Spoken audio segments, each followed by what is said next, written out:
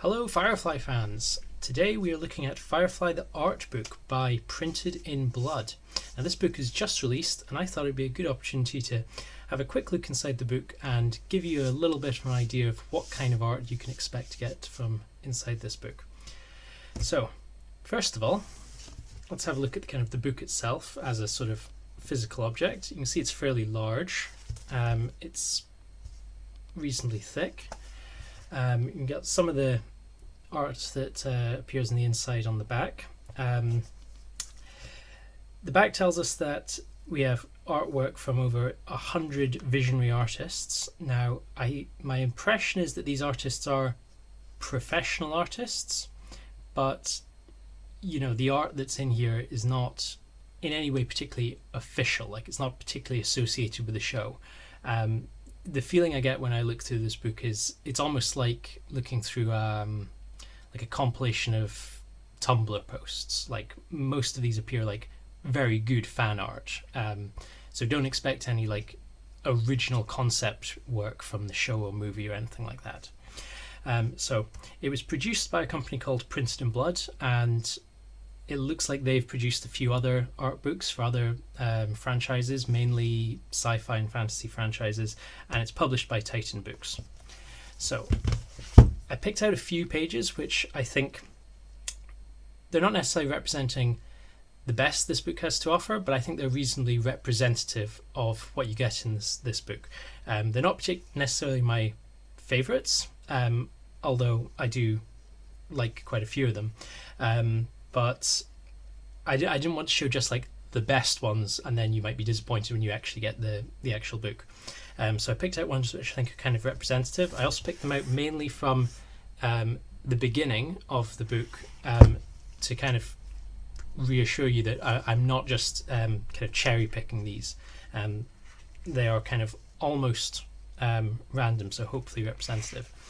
So this is one which I think actually maybe is one of my favorites. I think it's very like an imaginative kind of composition where you have like River sleeping, like when we kind of first see her in the stasis pod, and then her hair kind of sprawls out and creates kind of the image with all the others in it.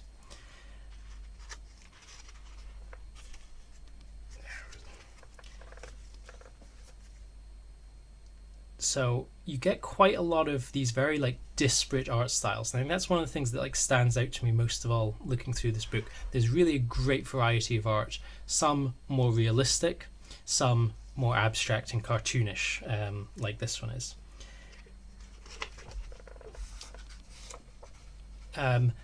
One of the things that I kind of noticed when I was looking through this book is that a lot of these images clearly draw inspiration from the same stills from the show.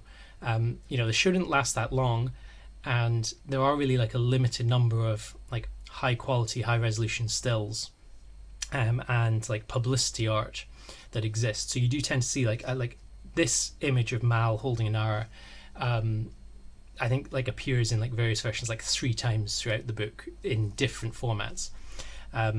Presumably just because there's so few pictures from which to draw inspiration for these artists, and there's kind of like there's a selection which are like clearly the best pictures that you would obviously want to imitate. In this case, I believe that these are like fully recreated, like from scratch, whilst like not copying but mimicking an actual still. Others are somewhat sort of, I guess the word is like posterized.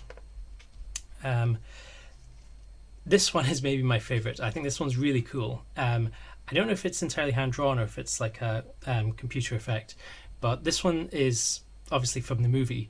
I like it because it's quite a bold decision to draw this image out and have Inara with her bow and arrow, which she kind of uses in the movie, although doesn't really. Like, there's one shot where you see that she has a bow and arrow, but then in all the other shots they've like CGI'd over the bow and arrow to give her like this electric bolt thrower thing, because the bow and arrow kind of didn't make sense with the way that they finally edited it. But there is like one shot where she's holding a bow and arrow, and in that shot I believe they did CGI over the actual arrow and the string. So like in this picture, where they've kind of omitted the string from the arrow and the arrow itself.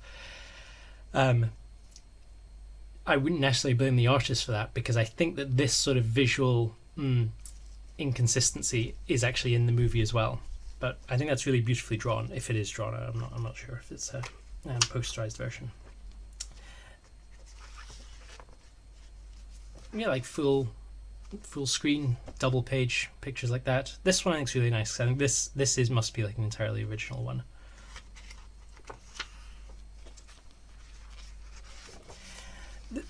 There's a few pictures like this which, while they're kind of nice, they're a bit like kind of generic. Like you could take Serenity away and replace it with like the Enterprise from Star Trek and get much the same effects. There's not much that feels very Firefly about this one. You'll see that there's like paragraphs that the artists who have made these works have alongside. Sometimes they're quite nice, and like I think like in this case it is a bit iffy. Sometimes they kind of recount what Firefly means to them, if they're fans, and they recount their experience first seeing the show and the movie. But some of them, like this one, kind of betray the fact that they haven't actually seen the show or haven't seen all of it, and I sort of feel like that was unnecessary. They could have left the paragraphs where the artists admit they've never seen the show. They could have left those ones out, because not all the artists actually get a paragraph of discussion. But some of the paragraphs are nice, some of them land, some of them feel a bit superfluous. I would rather have had like more art on that page. Nice sort of like weird, slightly abstract compositions like that. Those are the kind I prefer a little bit more, I think. So this is obviously like the artwork that inspired the front cover.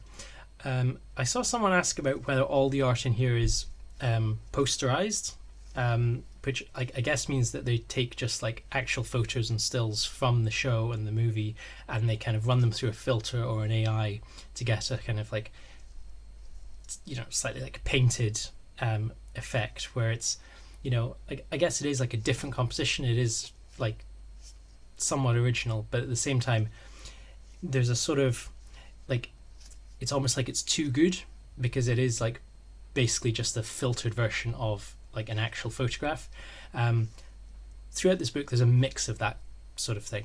Some are basically like posterized, some are like entirely original, and some are kind of in between, where they've just sort of copied or like had like a reference image from the show that they've recreated with their own medium and their own style.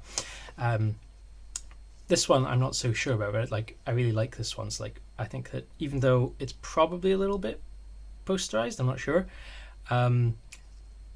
it is like clearly like quite an original composition. All the characters like in like different places, they've all been like given like different hues. I'm not entirely sure why they put Kaylee in grey. That seems a bit I don't know, not fitting to her character, but whatever.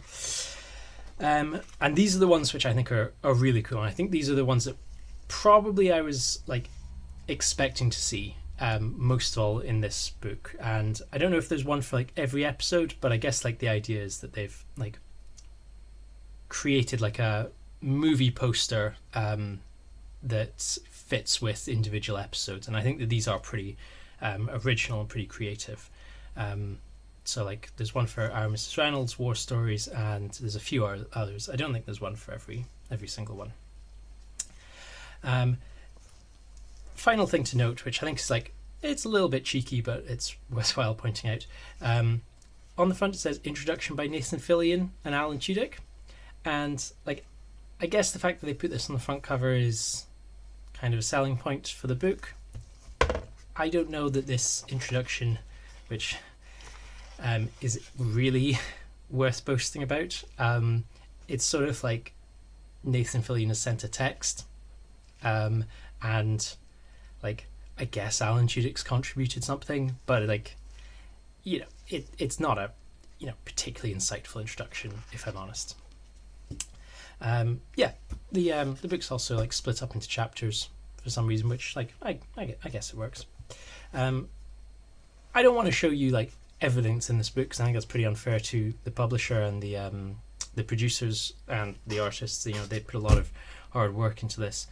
I think that I read that there's like 140 pieces of art. There's like about 100 artists, and a few of them have doubled up, but mostly each piece of art is mostly each artist just has one. It's a really nice book. I think it'll go nicely on your coffee table or on your bookshelf. I think it's maybe a little bit expensive for what it is at the moment. It probably will come down in price a little bit, but having got it, I'm not regretting the decision to purchase it. It's a nice book. I like looking at art. I like Firefly. It's all good for me. So hope that gave you a bit of insight into the Firefly Artbook, and maybe you'll decide to buy it. Maybe not. Until next time. Catch you later.